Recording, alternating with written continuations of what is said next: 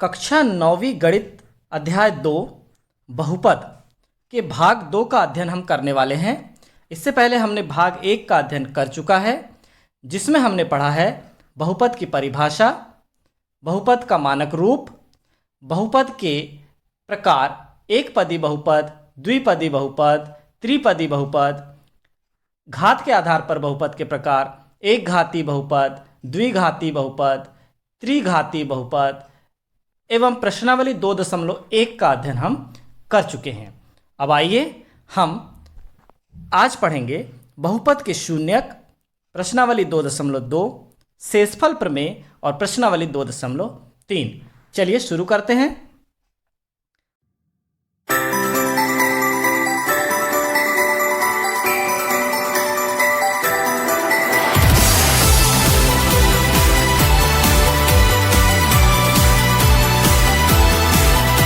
शुरू करते हैं। प्रश्न पहला है प्रश्नावली 2.2 का, निम्नलिखित पर बहुपद 5x ऋण 4x वर्ग धन 3 के मान ज्ञात कीजिए। ये जो बहुपद हमें दिया गया है, इसके x बराबर 0 पर हमें मान ज्ञात करना है। बहुत आसान है, यहां पर हमें x के स्थान पर 0 रखना है। तो हल में दिया है बहुपद px बराबर 5x ऋण 4x वर्ग धन 3 में x बराबर 0 रखने पर हम रख देंगे तो p0 बराबर हो जाएगा 5, कोष्टक में हम x के स्थान पर रख देंगे 0, ऋण 4, फिर से x के स्थान पर 0, घात 2 है तो 2, धन 3 है तो 3। इस प्रकार हम p0 प्राप्त करेंगे। 5 शून्यम 0 और 4 का 0 से गुणा हुआ तो 0, धन 3, तो p0 हमें प्राप्त हुआ केवल 3। अब हम x बराबर ऋण 1 रखने पर बहुपद का मान ज्ञात करेंगे। अब हमारे पास बहुपद है 5x ऋण 4x वर्ग धन 3। अब उसमें x बराबर ऋण 1 रखना है, तो p ऋण 1 बराबर हमें प्राप्त होगा 5 ऋण 1, x के स्थान पर अब हम केवल ऋण 1 रख रहे हैं, फिर ऋण 4 और ऋण 1 की घात 2, क्योंकि x के स्थान पर हम ऋण 1 रख रहे हैं, धन 3। p ऋण 1 बराबर हो जाएगा ऋण 5, ऋण 4 और ऋण 1 की घात 2, मतलब ऋण 1 गुणा ऋण 1। ऋण 1 गुणा ऋण 1 जब हम करेंगे तो धन 1 आता है। इस प्रकार धन 3। अब p ऋण 1 का मान हो जाएगा ऋण 5, ऋण 4, धन 3। तो ऋण 5 और ऋण 4 मिलकर तो ऋण 9 प्राप्त हुआ, और उसमें जब हम 3 जोड़ेंगे तो कितना प्राप्त होगा, ऋण 6। तो p ऋण 1 का मान प्राप्त हुआ ऋण 6, या बहुपद में x बराबर ऋण 1 रखने पर हमें प्राप्त हुआ ऋण 6। इसी प्रकार अब हम x बराबर 2 रखने पर देखेंगे।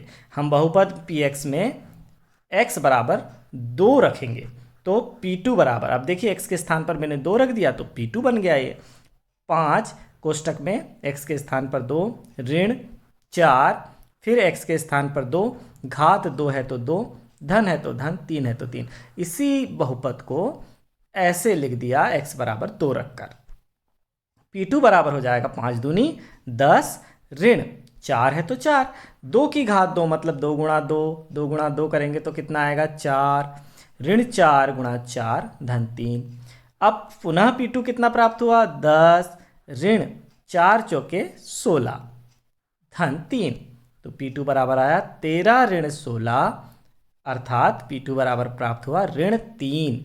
बड़ी संख्या के सामने ऋण है ना, इसलिए ऋण 16 धन 13 बराबर ऋण 3 प्राप्त हुआ। अब हम प्रश्न 2 पर आते हैं।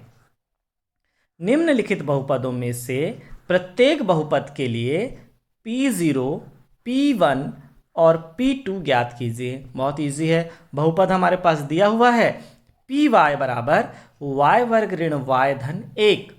अब हम यहाँ पर y बराबर एक बार 0 रखेंगे तो p0 प्राप्त होगा, एक बार 1 रखेंगे तो p1 प्राप्त होगा, एक बार 2 रखेंगे तो p2 प्राप्त होगा।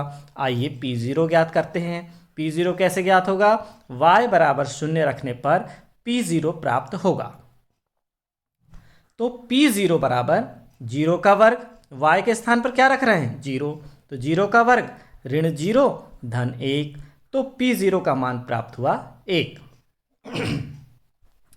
अब हम इसी प्रकार बहुपद पुनः लेते हैं। पी वाई बराबर वाई की घात 2 ऋण वाई धन 1 में y बराबर 1 रखने पर, अब 1 रख देंगे तो क्या होगा, P1 प्राप्त होगा, P1 प्राप्त होगा। हमने y का मान 1 की घात 2 ऋण 1 धन 1, तो P1 बराबर 1 ऋण 1 धन 1 हो जाएगा, और 1 में से जब 1 घट जाएगा तो केवल ये वाला 1 बस बचेगा, ये वाला 0 हो गया। तो P1 बराबर 1। पुनः बहुपद P2 हमें ज्ञात करना है, तो पी वाई में y वर्ग ऋण y धन 1 में y बराबर 2 रख देंगे। तो P2 बराबर हमें प्राप्त होगा 2 की घात 2 ऋण 2 धन 1, 2 की घात 2 मतलब 4, 4 ऋण 2 धन 1। इस प्रकार 5 ऋण 2, 5 में से 2 जाएगा तो कितना बचेगा, 3। तो P2 का मान हमें क्या प्राप्त हुआ, 3 प्राप्त हुआ। अब हम लेते हैं बहुपद के शून्यक। वास्तव में बहुपद के शून्यक क्या हैं? किसी बहुपद Px का शून्यक एक ऐसी संख्या C है कि PC बराबर 0, यानी हम किसी बहुपद में चर के स्थान पर ऐसा क्या मान रखें कि पूरे बहुपद का मान 0 हो जाए। पूरे बहुपद को शून्य कर देने वाला चर का मान ही शून्यक होता है। तो आइए जानते हैं शून्यक की कुछ विशेषताएं। एक चर वाले प्रत्येक रैखिक बहुपद का शून्यक अद्वितीय होता है। सही बात है, यदि चर एक है, अकेला x है या अकेला y है या अकेला z है, और वह रैखिक है, उसकी घात 1 है, उसकी 1 से अधिक घात नहीं है, केवल 1 घात है, तो उसका एक ही शून्यक होगा। किसी अशून्य अचर वाले बहुपद में शून्यक नहीं होता है। यदि अचर 1 है, 2 है, 3 है, कोई संख्यात्मक मान है, तो उसका कोई शून्यक नहीं होता है, वो कभी शून्य नहीं हो सकता। किसी बहुपद के शून्यकों की अधिकतम संख्या उसकी घात के बराबर होती है। यदि द्विघात का बहुपद है तो 2 शून्यक होंगे, त्रिघात का बहुपद है तो 3 शून्यक होंगे, रैखिक बहुपद है तो 1 शून्यक होगा। आगे देखते हैं, बहुपद x बराबर बहुपद x ऋण 1 का एक शून्यक इस बहुपद को शून्य के बराबर समीकृत करके समीकरण के रूप में लिखकर प्राप्त किया जाता है। x ऋण 1 को हम लिख दें यदि समीकरण के रूप में x ऋण 1 बराबर 0, तो जिसमें x बराबर 1 इसका मूल प्राप्त होता है, तब x ऋण 1 बराबर 0 या px बराबर 0 एक बहुपद समीकरण कहलाता है। हम वास्तव में बहुपद को यदि 0 के बराबर लिखते हैं तो वह बहुपद समीकरण कहलाने लगता है। अर्थात एक बहुपद x ऋण 1 का शून्यक है। यहाँ पर एक क्या है, x ऋण 1 का शून्यक है। यह बहुपद समीकरण x ऋण 1 बराबर 0 का एक मूल है। वास्तव में हम उसे समीकरण के रूप में लिख लिया ना हमने, इसलिए अब हम इसे मूल कह के पुकार सकते हैं। आगे हम देखते हैं प्रश्न क्रमांक 3। सत्यापित कीजिए कि दिखाए गए मान निम्नलिखित स्थितियों में संगत बहुपद के शून्यक हैं। ये जो x का मान दिया हुआ है ऋण 1/3, वास्तव में उसमें ये क्षमता है क्या जो इस बहुपद px बराबर 3x धन 1 को शून्य बना दे। तो आइए देखते हैं। px बराबर 3x धन 1 एक बहुपद है, में x बराबर हम ऋण 1/3 रख कर तो देखते हैं, यदि उस बहुपद को वह शून्य बना देगा तो वास्तव में x बराबर ऋण 1/3 बहुपद का शून्यक कहलाएगा। तो हम x बराबर ऋण 1/3 रखते हैं, तो p ऋण 1/3 बराबर 3 कोष्टक में ऋण 1/3 x के स्थान पर रख दिया धन 1, तो ये 3 से 3 कट गया और ये वाला ऋण सामने आ गया, तो ऋण और ये धन, ऋण 1 और धन 1 मिलकर हुआ 0। तो p ऋण 1/3 का मान हमें क्या प्राप्त हुआ, 0 प्राप्त हुआ। अतः x बराबर ऋण 1/3 px का एक शून्यक है, क्यों? क्योंकि यह मान x बराबर ऋण 1/3 ने इस बहुपद को शून्य कर दिया, इसलिए वह इस बहुपद का शून्यक है। अब आइए प्रश्न क्रमांक 4 देखते हैं।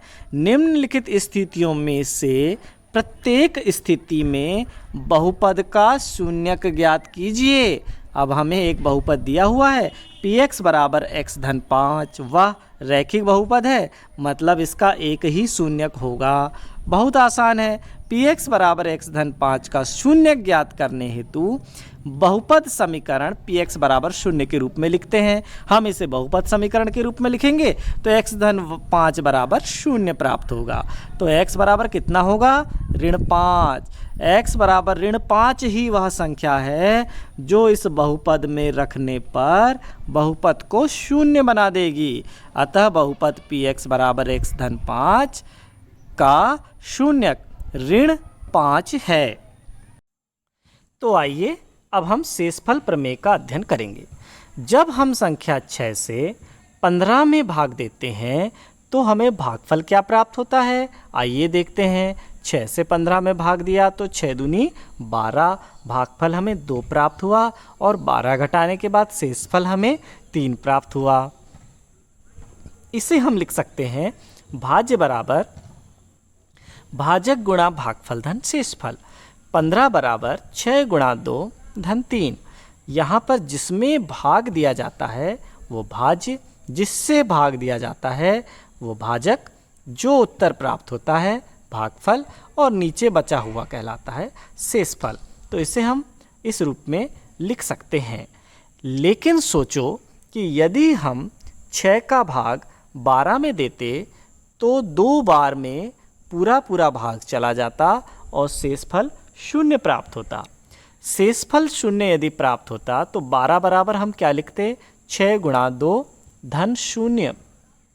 यदि शेषफल 0 प्राप्त होता है तो हम कह सकते हैं कि भाजक और भागफल दोनों ही भाज्य के गुणनखंड होते हैं।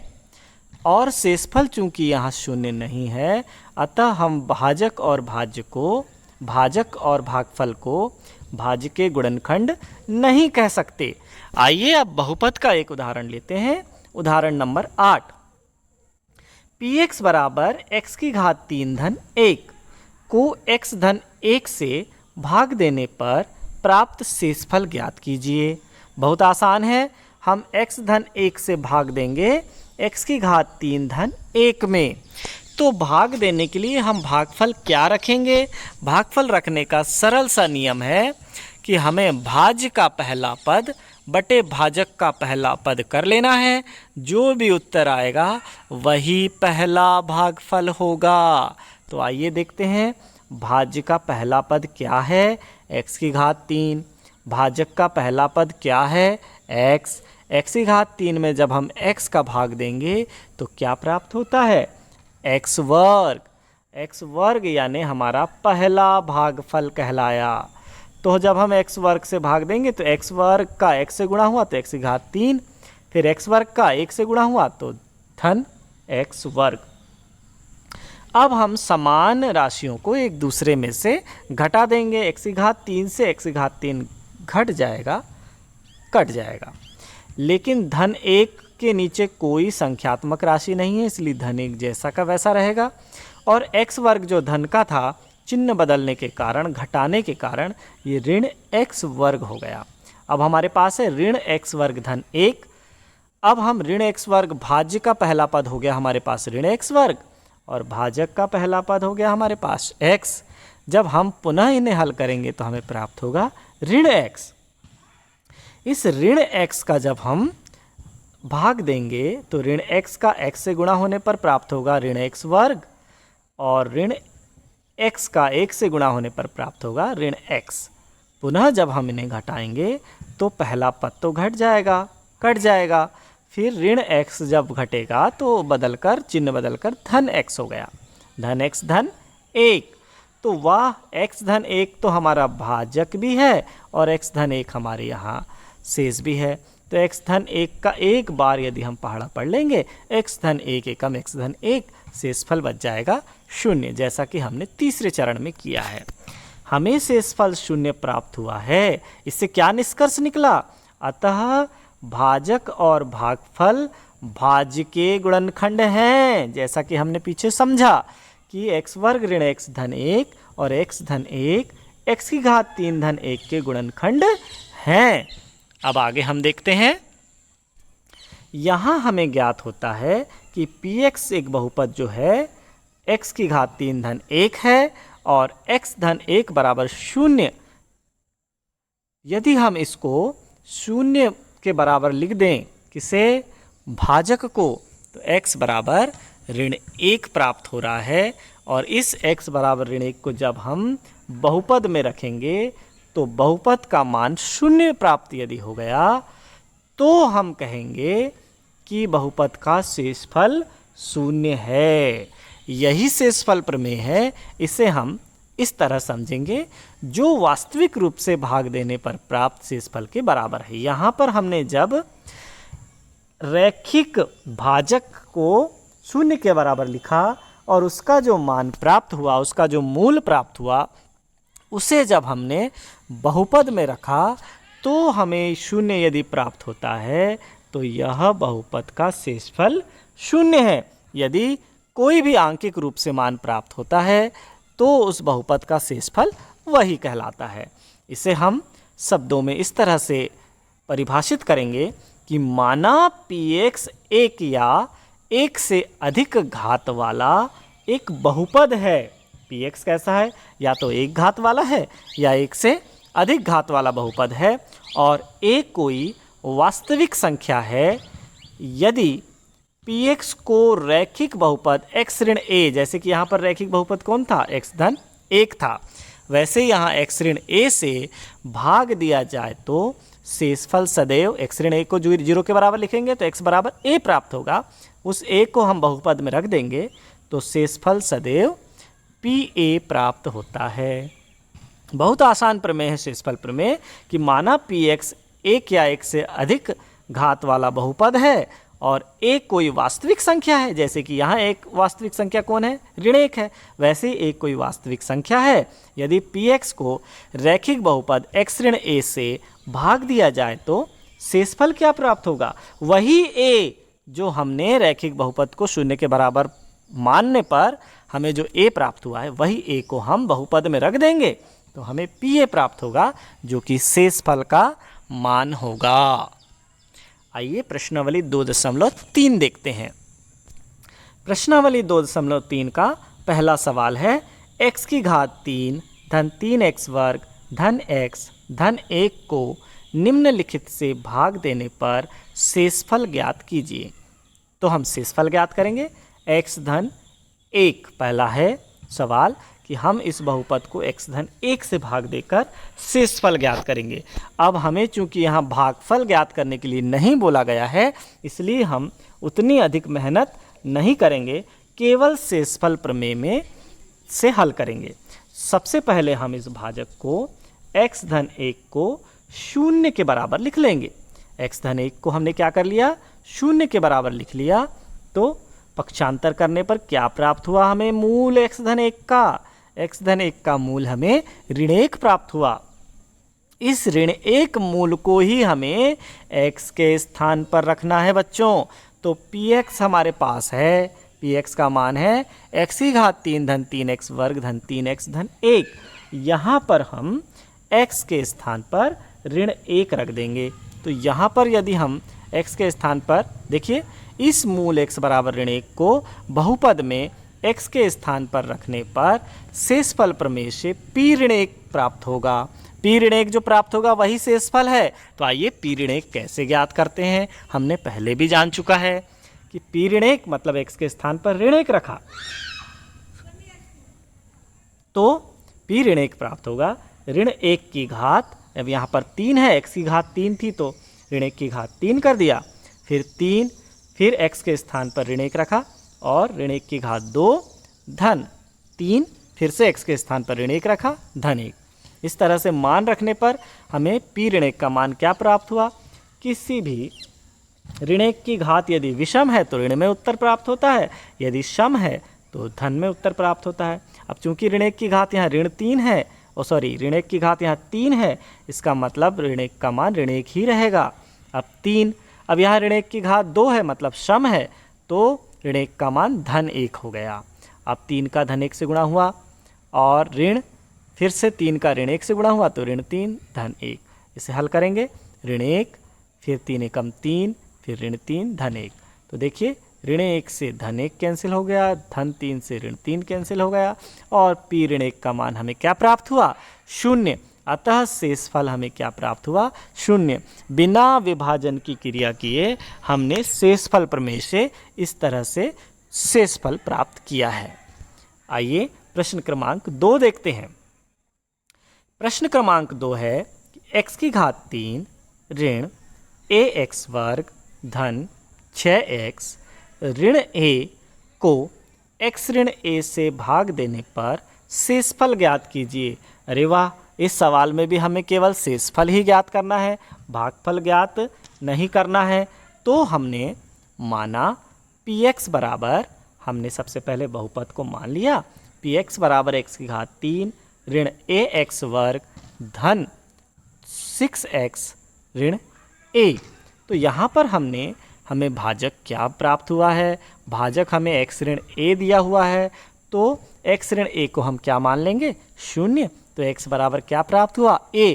इसी x के मान को हमें बहुपद में रखने पर शेषफल प्राप्त होता है। x बराबर a जब हम रख देंगे तो शेषफल प्रमेय से क्या हो जाएगा, pa बराबर a की घात 3 ऋण a, अब x के स्थान पर भी a ही रखना है तो a का वर्ग धन 6, x के स्थान पर फिर से a ऋण a। जब हम इसे हल करेंगे तो pa बराबर क्या होगा, a की घात 3 ऋण a, यहाँ 2 बार है और 1 बार और गुणा हुआ तो ऋण a की घात 3 धन 6a ऋण a। तो a की घात 3 धन का और a की घात 3 ऋण का आपस में कट जाएंगे, घट जाएंगे। 6a में से a घटेगा तो बचेगा 5a। तो हमें बिना भागफल ज्ञात किए सीधे शेषफल pa बराबर 5a प्राप्त होता है। अब हम देखते हैं प्रश्न क्रमांक 3। जांच कीजिए कि 7 धन 3x, अब हमें जांच करना है कि 7 धन 3x 3x की घात 3 धन 7x का एक गुणनखंड है या नहीं। तो बहुत आसान है, हम 7 धन 3x का जब हम इस बहुपद में भाग देंगे तो शेषफल यदि 0 प्राप्त हुआ तो 7 धन 3x गुणनखंड है, और यदि शेषफल 0 प्राप्त नहीं हुआ तो गुणनखंड नहीं है। हमने 6 का भाग 15 में दिया था ना, शेषफल 3 प्राप्त हुआ था, इसलिए 2 और 6 गुणनखंड नहीं थे।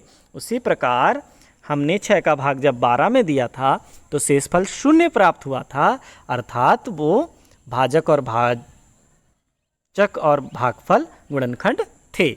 उसी प्रकार हम यहाँ देखेंगे 7 धन 3x का भाग 3x की घात 3 धन 7x में देकर हम जानेंगे कि गुणनखंड है या नहीं। लेकिन अब हमारे पास शेषफल प्रमेय है, हम अब शेषफल प्रमेय जानते हैं, तो हम क्या करेंगे, सबसे